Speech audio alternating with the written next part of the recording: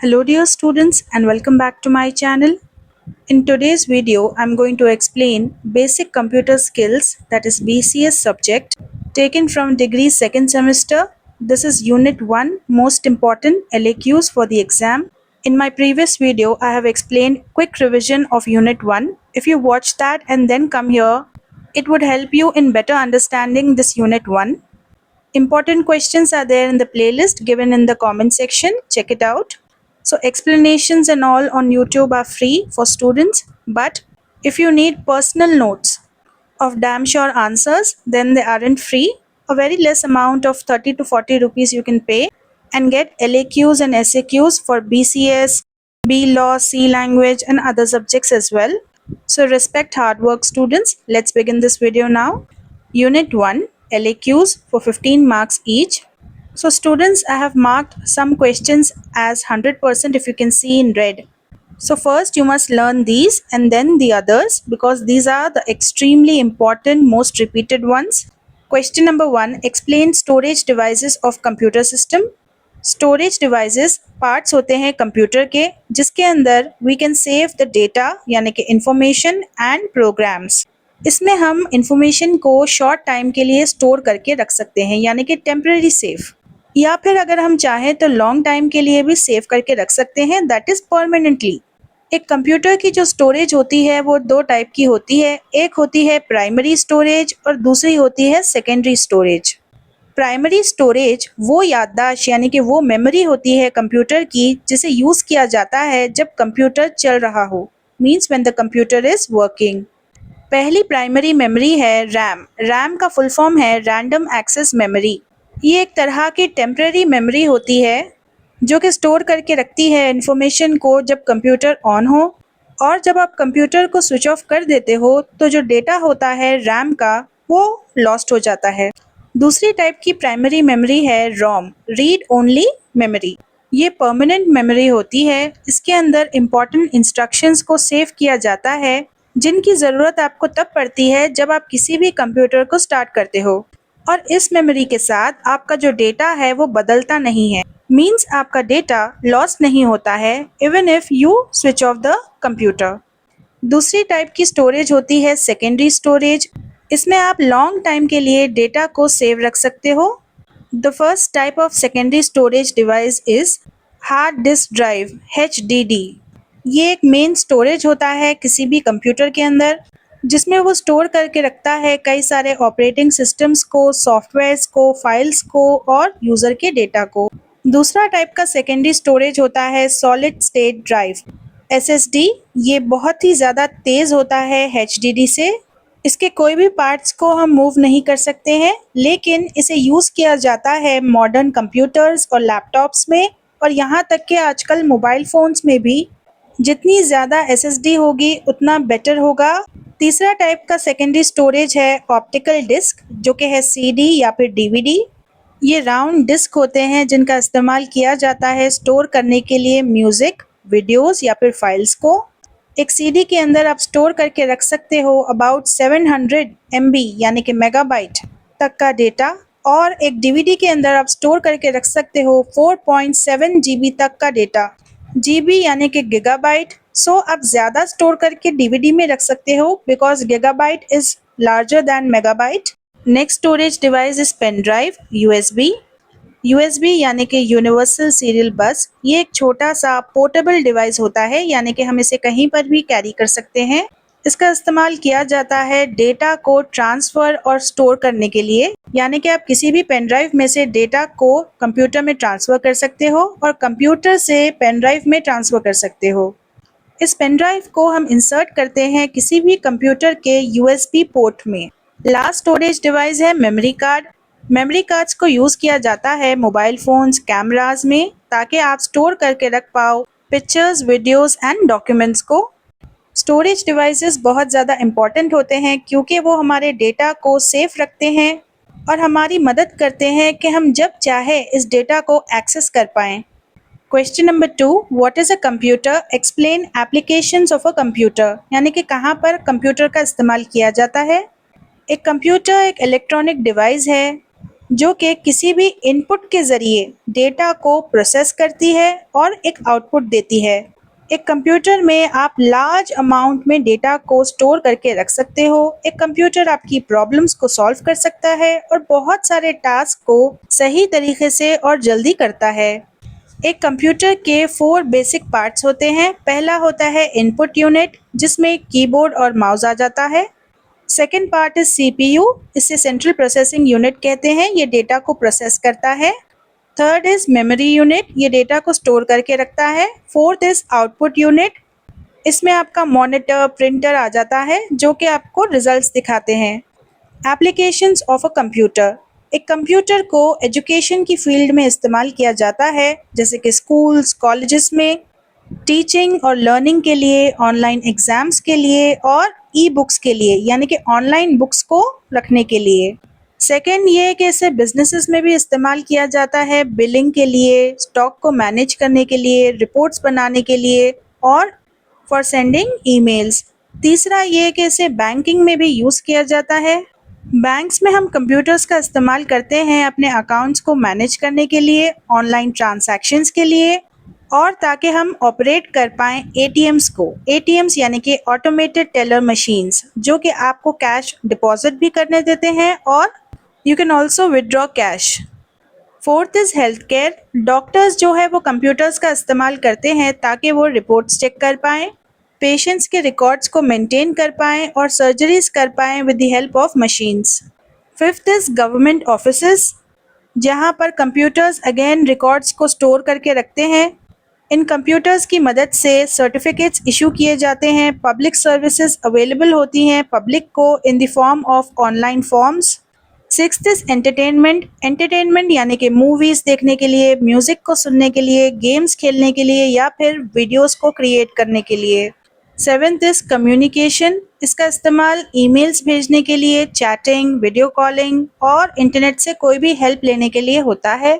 एथ is shopping, लोग online computer की हेल्प से प्रोडक्ट्स को बाई एंड सेल कर सकते हैं through websites and applications. Computers बहुत ज़्यादा काम की चीज़ होते हैं हर फील्ड में, इससे हमारा काम बहुत ज़्यादा आसानी से, तेज़ी से और काफ़ी अच्छे तरीके से एफिशिएंटली होता है। Question number 3. What is an operating system? Explain the functions and features of operating system. तो एक ऑपरेटिंग सिस्टम एक खास किस्म का स्पेशल टाइप का सॉफ्टवेयर होता है जो कि कंट्रोल करता है किसी भी कंप्यूटर के हार्डवेयर और सॉफ्टवेयर को। ये यूज़र की मदद करता है ताकि वो इंटरैक्ट कर पाए, यानी कि कंप्यूटर पर एक्टिविटीज़ कर पाए। बिना किसी भी ऑपरेटिंग सिस्टम के एक कंप्यूटर नहीं चल सकता। सो आप समझ सकते हो कि कितनी बड़ी इम्पोर्टेंस है एक ऑपरेटिंग सिस्टम की। वो एक कंप्यूटर को रन करने में, चलाने में मदद करता है। अब फंक्शंस क्या है एक ऑपरेटिंग सिस्टम के? Number 1, process management. तो एक कंप्यूटर पर जितने भी प्रोग्राम्स रन करते हैं उन सभी को मैनेज करता है ये ऑपरेटिंग सिस्टम। वो मल्टीटास्क करता है और सभी प्रोग्राम्स के प्रोसेसेस को रन करने देता है और हर प्रोग्राम को टाइम देता है कि वो यूज़ कर पाए CPU, which is the brain of our computer. दूसरा फंक्शन है मेमोरी मैनेजमेंट। ये हैंडल करता है कि किस तरह रैंडम एक्सेस मेमोरी यानी कि टेम्पररी मेमोरी को यूज़ किया जाए। ये मेमोरी देता है प्रोग्राम्स को और प्रोटेक्ट करता है उन्हें इंटरफियर करने से एक दूसरे के साथ। मतलब अगर आपके कंप्यूटर पर 2 प्रोग्राम्स चल रहे हैं तो एक प्रोग्राम दूसरे प्रोग्राम का काम नहीं रोक सकता है। Third is file management. ये अलाउ करता है यूज़र्स को कि वो क्रिएट कर पाएँ, ओपन या फिर सेव कर पाएँ या फिर डिलीट कर पाएँ फाइल्स को और फोल्डर्स को। Fourth is device management. ये कंट्रोल करता है इनपुट एंड आउटपुट डिवाइसेस को, जैसे कि keyboard, mouse, printer etcetera. Fifth is user interface. ये प्रोवाइड करता है एक ऐसा रास्ता जिससे आप इंटरैक्ट कर पाते हो अपने कंप्यूटर के साथ, टेक्स्ट को टाइप करके यानी कि कमांड्स देकर, जिसे हम कमांड लाइन कहते हैं, या फिर ग्राफिकल यूज़र इंटरफेस GUI की हेल्प से। Students, as I explained you earlier also, graphical user interface means when a user is able to click on images of files and folders with the help of a mouse. Sixth one is security. एक operating system protect करता है data को with the help of passwords, permissions and antivirus software. Features of operating system. पहला ये कि multitasking कर सकता है, यानी कि एक टाइम पर कई सारे प्रोग्राम्स को रन कर सकता है। सेकेंड ये कि यूज़र फ्रेंडली इंटरफेस के साथ आता है। ज़्यादातर जो ऑपरेटिंग सिस्टम्स होते हैं वो GUI यानी कि ग्राफिकल यूज़र इंटरफेस यानी कि इमेजेस का इस्तेमाल करते हैं ताकि यूज़र्स आसानी से यूज़ कर पाएँ कंप्यूटर को। Fourth is networking support. तो एक ऑपरेटिंग सिस्टम कनेक्ट करता है और शेयर करता है डेटा को through networks. Examples operating systems के हैं विंडोज़, लिनक्स और मैक ओएस। मैक ओएस सिर्फ मैक कंप्यूटर के लिए होता है। तो एक ऑपरेटिंग सिस्टम बहुत ज़्यादा इम्पॉर्टेंट होता है। इसकी मदद से कंप्यूटर जो है वो स्मूथली काम कर पाता है और यूज़र्स कंप्यूटर को ईजिली यूज़ कर पाते हैं। Question number 4. Explain the different components of computer with the help of a neat and labeled diagram. तो कोई भी टॉपिक हो स्टूडेंट्स, सबसे पहले आप थोड़ा इंट्रोडक्शन लिखोगे उसके बारे में। एक कंप्यूटर जो है वो कई सारे डिफरेंट पार्ट से बना होता है जो कि एक साथ मिलकर काम करते हैं किसी भी टास्क को कंप्लीट करने के लिए। इन पार्ट्स को हम कंपोनेंट्स कहते हैं जो कि मेनली डिवाइडेड है into two parts, hardware and software. Hardware यानी कि physical parts of the computer, software यानी कि applications. Let's see the main components. First is input unit. ये इनपुट लेता है किसी भी यूज़र से थ्रू कीबोर्ड, माउस, स्कैनर या फिर माइक्रोफोन। जैसे कि कोई भी कीबोर्ड का इस्तेमाल करके हम इंस्ट्रक्शंस दे सकते हैं कंप्यूटर को। किसी भी माउस को हम यूज़ करके कंप्यूटर के अंदर चेंजेस कर सकते हैं। Second is CPU, that is called central processing unit. ये ब्रेन होता है कंप्यूटर का। तो कंप्यूटर के CPU के 3 हिस्से होते हैं। एक होता है ALU, arithmetic and logic unit. ये सारे कैलकुलेशंस और लॉजिकल वर्क करता है। Second is CU, that is control unit. ये कंट्रोल करता है सारे एक्टिविटीज़ को जो कि कंप्यूटर के अंदर होते हैं। Third is registers. ये स्टोर करके रखता है टेम्पररी डेटा को ताकि आप जल्दी एक्सेस कर पाओ। नेक्स्ट इज मेमोरी और storage unit. In this also the data is stored again, but either you can store for temporary or permanently. Temporary memory is RAM, that is random access memory. Permanent is HDD or SSD. Now fourth one is output unit. It shows the result of processing. यानी कि जो भी काम आप computer पर करते हो उसका जो रिजल्ट बाहर आता है वो आउटपुट डिवाइसेस के थ्रू दिखता है, जैसे कि monitor, printer, speaker etcetera. Next is software. अब जो भी प्रोग्राम्स कंट्रोल करते हैं physical parts of the computer को यानी कि हार्डवेयर को, वो होता है सॉफ्टवेयर, जो कि दो टाइप का होता है। एक होता है सिस्टम सॉफ्टवेयर जैसे कि ऑपरेटिंग सिस्टम, और दूसरा होता है एप्लीकेशन सॉफ्टवेयर जैसे कि Microsoft word. So students, in your exam you can draw this block diagram. As you can see, all the parts of a computer are labeled along with input devices and output devices. So all these are components. They are parts which must work together for a computer to run properly. Question number 5. What are the various types of input and output devices used in computers? तो एक computer के काम करने के लिए वो information लेता है अपने यूज़र से और फिर उसको प्रोसेस करके उसका रिजल्ट बताता है। ये काम करने के लिए वो स्पेशल टूल्स का इस्तेमाल करता है जैसे कि इनपुट डिवाइसेस और output devices. Input devices tools होते हैं जो कि किसी भी कंप्यूटर को डेटा देते हैं, या फिर आप कमांड्स भी दे सकते हो एक कंप्यूटर को। पहला इनपुट डिवाइस है कीबोर्ड। ये एक तरह का टाइपराइटर होता है। इसमें कीज़ होते हैं जैसे कि letters, numbers, special functions, symbols भी होते हैं जिनकी मदद से हम कुछ भी लिख पाते हैं, कोई भी वर्ड को, और एंटर कर पाते हैं commands. Second is a mouse. इस डिवाइस का इस्तेमाल किया जाता है in the form of a pointer on the screen. With the help of a mouse we can click, drag और select items with it. Next one is scanner. Scanner एक तरह का फोटो कॉपियर होता है जिसकी मदद से आप कॉपी कर पाते हो पेपर के डॉक्यूमेंट्स को और उन्हें एक पिक्चर के फॉर्म में या फिर टेक्स्ट के फॉर्म में कंप्यूटर में ला सकते हो। Fourth is microphone. इससे हम बात कर सकते हैं और रिकॉर्ड कर पाते हैं साउंड्स को। कंप्यूटर जो है वो चेंज करता है साउंड को वेव्स के अंदर यानी कि डिजिटल डेटा में, ताकि हम सुन पाए और बोल भी पाएँ। Next is webcam. ये एक छोटा सा कैमरा होता है जो कि किसी भी कंप्यूटर को आप अटैच कर सकते हो। नाउ डेज ये वेबकैम ऑलरेडी इनबिल्ट होता है लैपटॉप्स में। इसकी मदद से आप वीडियोस, फोटोज या फिर वीडियो कॉल्स या फिर ऑन स्क्रीन रिकॉर्डिंग भी कर सकते हो।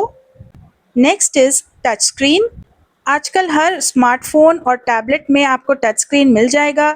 With the help of your fingers you can touch and control the computer screen of your mobile phone or tablets. In few laptops also you will get this feature of touch screen. Last is joystick और game pad. ये devices होते हैं जो कि सिर्फ gaming के लिए ही specifically designed होते हैं। ये मदद करते हैं किसी भी गेम में ऑब्जेक्ट या फिर कैरेक्टर को कंट्रोल करने में। Next is output devices. Output device हमें दिखाते हैं रिजल्ट। कंप्यूटर जब एक बार डेटा को प्रोसेस कर लेता है उसके बाद जो भी रिजल्ट होता है वो आउटपुट डिवाइसेस दिखाते हैं।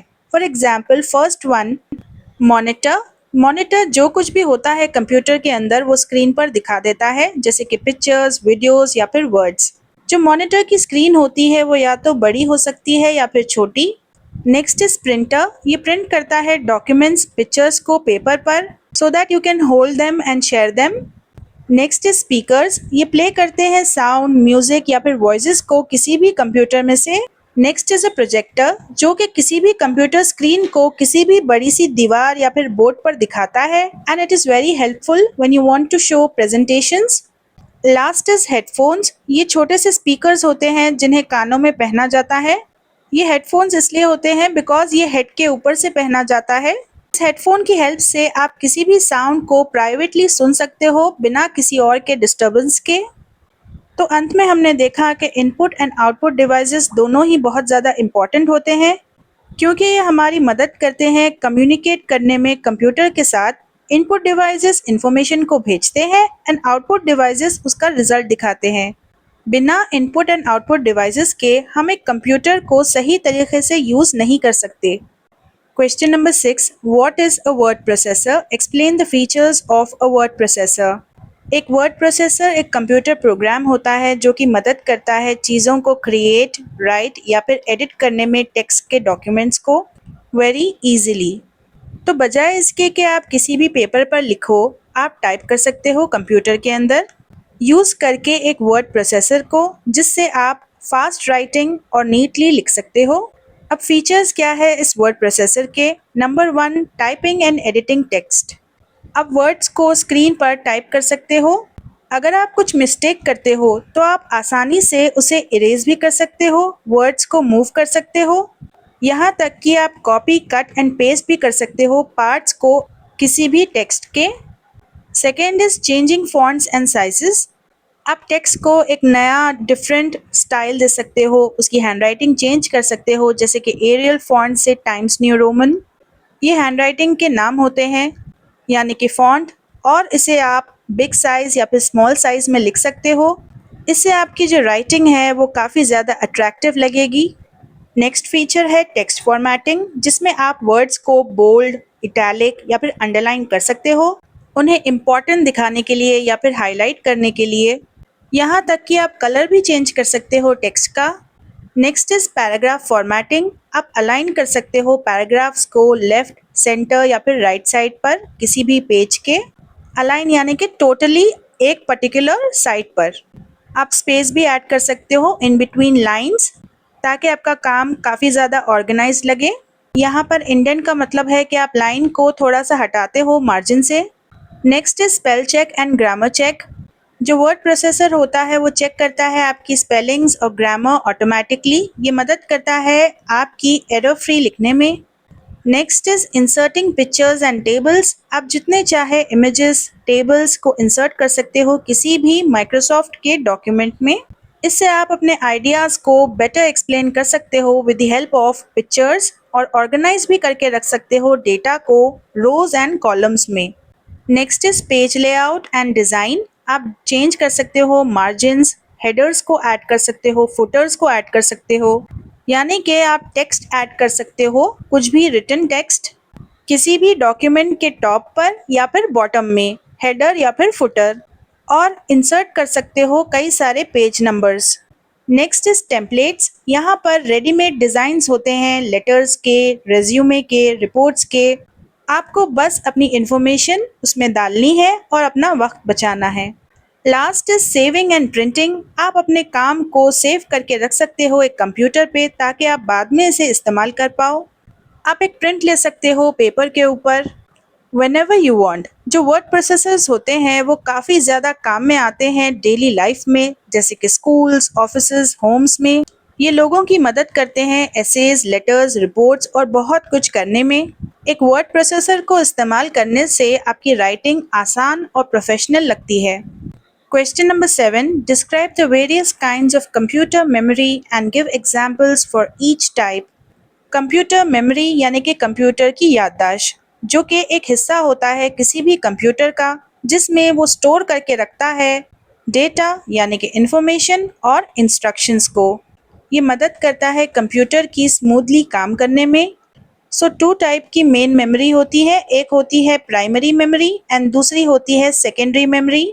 प्राइमरी मेमोरी डायरेक्टली यूज़ की जाती है कंप्यूटर से यानी कि सीपीयू से, जो कि स्टोर करके रखता है और एक्सेस कर पाते हो आप डेटा को बहुत जल्दी, स्पेशली तब जब कंप्यूटर रन कर रहा हो, means while it is switched on. Next is RAM, that is random access memory. ये अपने अंदर स्टोर करके रखता है प्रोग्राम्स और डेटा को, जो डेटा सीपीयू इस वक्त करंटली यूज़ कर रहा है। जब आप कंप्यूटर को स्विच ऑफ कर देते हो तब सारा डेटा रैम का लॉस्ट हो जाता है। फॉर एग्जाम्पल 4 GB या फिर 8 GB DDR4 रैम एक कॉमन टाइप का रैम है जो कि कंप्यूटर्स में यूज़ किया जाता है। Next is ROM, that is read only memory. ये एक मेमोरी होती है जो कि इंस्ट्रक्शंस को स्टोर करके रखती है, स्पेशली तब के लिए जब कंप्यूटर स्टार्ट होता है। For example BIOS।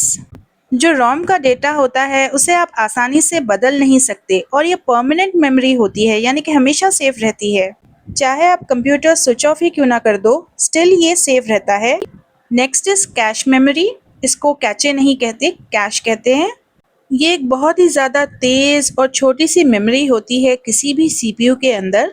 इसमें भी आप डेटा को ही स्टोर करते हो, लेकिन this is used very frequently to speed up the processing. इसमें बहुत सारे लेवल्स होते हैं जैसे कि L1 and L2 cash.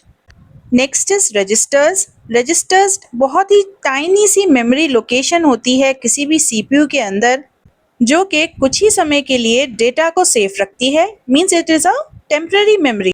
Data हो या फिर इंस्ट्रक्शंस हो, जब उसका प्रोसेसिंग का काम चलता है तब ये टाइनी रजिस्टर्स लोकेटेड होते हैं। लेकिन आपको ये बात याद रखनी है कि ये फास्टेस्ट मेमोरी होती है किसी भी कंप्यूटर में।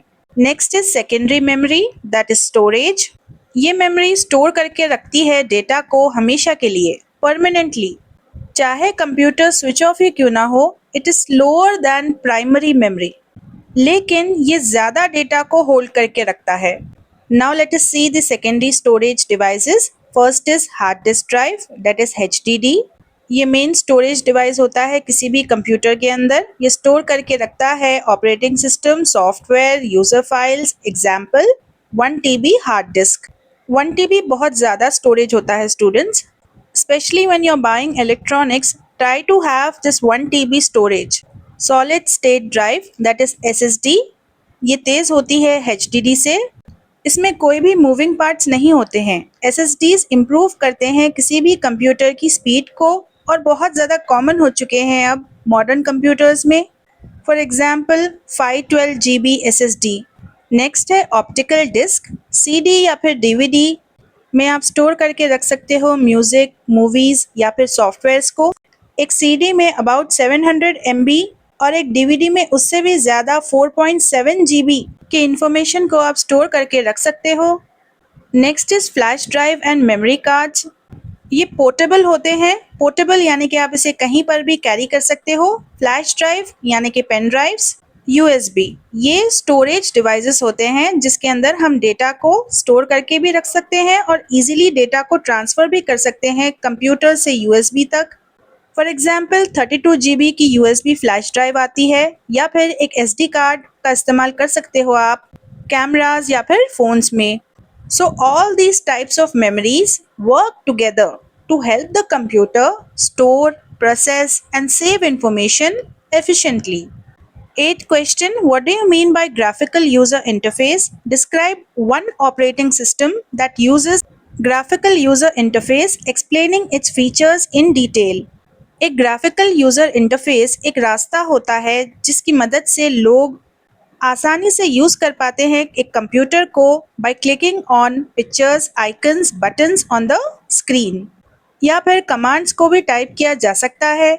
ये चीज़ों को विजुअली दिखाता है, यानी कि पिक्टोरियल रिप्रेजेंटेशन, जिसकी वजह से कंप्यूटर्स को यूज़ करने में काफ़ी आसानी होती है बिगिनर्स और एक्सपर्ट्स को।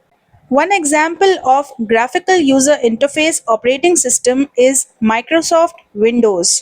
विंडोज़ एक बहुत ही ज़्यादा पॉपुलर ऑपरेटिंग सिस्टम है जो कि यूज़ करता है इमेजेस यानी कि ग्राफिकल इंटरफेस। इसे दुनिया भर में मिलियंस में लोग इस्तेमाल करते हैं अपने पर्सनल कंप्यूटर्स पे। Now let us see what are the features of Windows graphical user interface. Number 1 is desktop. जब आप किसी भी कंप्यूटर को स्विच ऑन करते हो तो डेस्कटॉप अपीयर होता है स्क्रीन के ऊपर, लाइक अ होम स्क्रीन। इस डेस्कटॉप पर कई सारे आइकन्स होते हैं, प्रोग्राम्स के, फाइल्स के, फोल्डर्स के। Next is start menu. जब आप स्टार्ट बटन पर क्लिक करते हो तो मेन्यू ओपन होता है जहां पर आपको मिल सकते हैं प्रोग्राम्स, सेटिंग्स और दूसरे ऑप्शंस, यहाँ तक कि शटडाउन और रीस्टार्ट करने का भी कंप्यूटर को।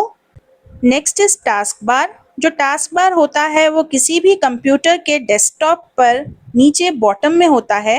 ये बताता है कि कौन सा प्रोग्राम है जो कि ओपन है और आप क्विकली एक्सेस कर सकते हो कई सारे टूल्स को, जैसे कि वाईफाई, वॉल्यूम कंट्रोल और क्लॉक भी। So bottom right side. Next is Windows. हर प्रोग्राम या फिर फोल्डर ओपन होता है एक सेपरेट विंडो में। आप उस विंडो को आराम से मूव कर सकते हो, उसका साइज चेंज कर सकते हो, उसे मिनिमाइज कर सकते हो या फिर विंडोज़ को बंद ही कर सकते हो just by clicking with your mouse pointer. Next is icons. छोटे पिक्चर्स होते हैं जो कि प्रोग्राम्स, फाइल्स, फोल्डर्स को रिप्रेजेंट करते हैं। अगर आप डबल क्लिक करते हो किसी भी आइकन पर तो वो जल्दी खुल जाता है। Next is mouse and keyboard support. आप इंटरैक्ट कर सकते हो कंप्यूटर सिस्टम के साथ by using a mouse, by clicking and dragging, या फिर आप कीबोर्ड के शॉर्टकट्स यूज कर सकते हो जल्दी काम को करने के लिए। Next option is drag and drop. इस फीचर की मदद से आप फाइल्स या फिर आइकन्स को एक जगह से दूसरी जगह पर ड्रैग कर सकते हो with the help of a mouse. Last is multitasking. आप कई सारे प्रोग्राम्स को ओपन करके यूज कर सकते हो एक ही टाइम पर, सेम टाइम, और आप इन बिटवीन एक काम से दूसरे काम में स्विच भी कर सकते हो स्मूथली। सो एक ग्राफिकल यूजर इंटरफेस GUI जैसे कि विंडोज़ है, ये कंप्यूटर्स को आसान बनाते हैं और फन बनाते हैं यूज़ के लिए। ये मदद करते हैं यूज़र्स की कि वो फोकस करें अपने काम पे बिना सीखे complex computer commands. Question number 9. This is the last question. Explain in detail how text formatting is done in MS Word. MS Word में टेक्स्ट फॉर्मेटिंग का मतलब है कि चेंज करना किस तरह आपकी जो राइटिंग है, टेक्स्ट है, वो दिखता है ताकि आपको पढ़ने में आसानी हो और आपका जो टेक्स्ट है वो ज़्यादा अट्रैक्टिव लगे। MS Word में कई सारे टूल्स होते हैं जो कि मदद करते हैं फॉर्मेट करने में टेक्स्ट को बहुत जल्दी और आसानी से। अब किस तरह टेक्स्ट को फॉर्मेट करते हैं, let's see. Number 1, first you need to select the text. Either you can select words or sentences, whichever you want. Font style and size, आप चूज कर सकते हो अलग अलग स्टाइल्स को, जैसे कि Arial, Times New Roman, Calibri, ये सब हैंडराइटिंग्स के नेम हैं। आप इंक्रीज भी कर सकते हो, डिक्रीज भी कर सकते हो अपने टेक्स्ट का, अपनी राइटिंग के साइजेस को। हर लेटर का साइज आप अलग रख सकते हो according to you. Bold, italic and underline. Bold का मतलब है कि जो भी राइटिंग होती है वो थोड़ा मोटा लिखा जाता है और स्ट्रॉन्गर। इटैलिक का मतलब है कि हैंडराइटिंग राइट साइड की तरफ स्लांट करेगी। और अंडरलाइन का ऑप्शन अंडरलाइन करता है वर्ड्स या फिर सेंटेंसेस को। Next is change font colour. आप अपने टेक्स्ट का कलर चेंज कर सकते हो into any colour of your choice, red, blue, green. Highlighting text, आप हाईलाइट कर सकते हो अपने टेक्स्ट को अलग अलग कलर्स से ताकि वो इम्पॉर्टेंट पॉइंट्स हाईलाइट हो जाए। Next is text alignment. इसमें आप अलाइन कर सकते हो, यानी कि अपने टेक्स्ट को शिफ्ट कर सकते हो completely left, in the centre और राइट साइड, यानी कि टेक्स्ट को आप इवनली एक पर्टिकुलर साइड पर स्प्रेड कर सकते हो। Then line and paragraph spacing, आप एडजस्ट कर सकते हो स्पेस को लाइंस के बीच या फिर पैराग्राफ्स के बीच। सेम उसी तरह जो आपको स्क्रीन पर दिख रहा है, आई हैव एडजस्टेड, जिसकी वजह से आप इजीली रीड कर पा रहे हो।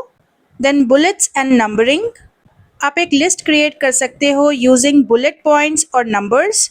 आप ये जो स्क्रीन पर डॉट्स देख रहे हो, those are bullet points. Next is text effects, आप स्पेशल इफेक्ट्स ऐड कर सकते हो जैसे कि शैडोज, और you can add a glowing effect और 3D effect style to your text. Last is change case, आपकी जो भी हैंडराइटिंग है आप उसे सेलेक्ट करके चेंज केस कर सकते हो, यानी कि सारे लेटर्स कैपिटल ऑल कैप्स में कर सकते हो, या फिर सारे लेटर्स ऑल स्मॉल में कर सकते हो, या फिर title case first letter capital. जैसा कि आप यहाँ पर देख रहे हो स्क्रीन पर, ये एक सेंटेंस केस है जहाँ पर ग्रामर के रूल्स फॉलो किए जाते हैं एंड फर्स्ट लेटर कैपिटल होता है किसी भी सेंटेंस का एंड बाकी सारे लेटर्स स्मॉल होते हैं। और अगर बीच में कोई भी नाम आ जाए, प्रॉपर नाउन, देन उसका भी फर्स्ट लेटर कैपिटल होता है। Next is steps to format, आप होम टैब में जा सकते हो माइक्रोसॉफ्ट वर्ड के, एक फॉन्ट ग्रुप का बटन होता है, उस पर क्लिक करके आप फॉन्ट स्टाइल, साइज और कलर चेंज कर सकते हो। आप पैराग्राफ ग्रुप में जाकर अपने पैराग्राफ को लेफ्ट साइड, सेंटर या फिर राइट साइड पर अलाइन कर सकते हो, स्पेसिंग भी दे सकते हो। जो टूल बार बटन्स होते हैं उसमें जाकर आप bold, italic, underline, bullets, numbering, ये सारी चीज़ें ऐड कर सकते हो अपने टेक्स्ट में। टेक्स्ट फॉर्मेटिंग की मदद से डॉक्यूमेंट्स काफ़ी ज़्यादा नीट, प्रोफेशनल और आसान लगते हैं समझने के लिए। तो ये जो टेक्स्ट फॉर्मेटिंग होती है वो बहुत ज़्यादा इम्पॉर्टेंट होती है, स्पेशली तब जब हम रिपोर्ट्स, लेटर्स या फिर एसेज लिख रहे हों। So students, this was it about unit number 1 and it will take a long time to upload this video since the video itself is of half an hour. Next video would be on unit number 2, so stay tuned. If you need the PDF, then do contact me on Telegram.